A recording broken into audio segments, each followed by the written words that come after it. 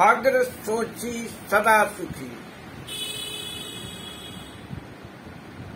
कहानी वर्षों पुरानी है। चीन में एक राज्य था। उस राज्य की जनता अपने राजा का चुनाव 10 वर्षों के लिए करती थी। 10 वर्ष के बाद उस राजा को निर्जन टापू में ले जाकर छोड़ दिया जाता था, जहां वह भूखे प्यासे मृत्यु को प्राप्त करता था। इस तरह कई राजा अपने प्राण गंवा चुके थे। इसका कारण यह था कि जो राजा होता था वह अमीर घरानों का होता था। वह पैसे के बल पर लोगों को लोक लुभावन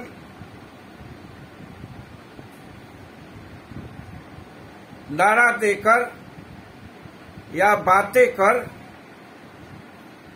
वोट प्राप्त कर लेता था। लेकिन जब वह राजा हो जाता था तो जनता से किए गए वादों को वह भुला जाता था। राज्य का विकास भी उससे नहीं हो पाता था। राज्य में भ्रष्टाचार, गरीबी, बेरोजगारी, बीमारी, अशिक्षा फैलती जा रही थी। उसी राज्य में एक बुद्धिमान व्यक्ति रहते थे जो काफी ईमानदार, कर्तव्यनिष्ठ, कुशाग्र बुद्धि के थे। वे हरदम सक्रिय रहते थे और राज्य के विकास के बारे में सोचते रहते थे। जनता की दृष्टि उन पर पड़ी और उन्हें राज्य का राजा चुन लिया गया। राजा के सिंहासन पर बैठते ही उन्होंने राज्य का संभाल लिया।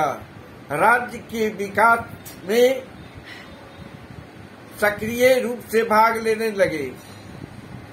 उद्योग, व्यापार, कल कारखाने, स्कूल, कॉलेज, अस्पताल,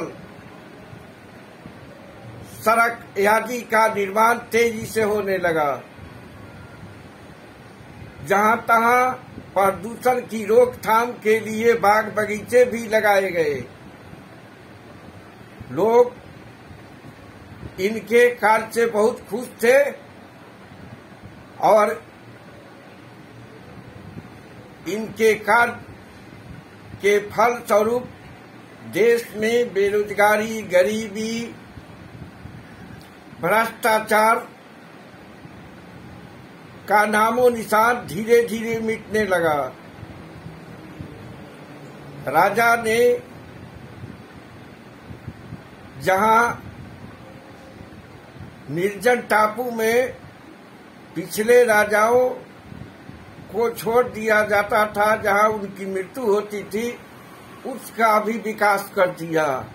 वहां भी लोग रहने लगे। वहां की खेती, बाग बगीचे सब हरे भरे हो गए। वही राजा ने कई महल बनवा दिए, जिससे वहां की सुंदरता बढ़ गई और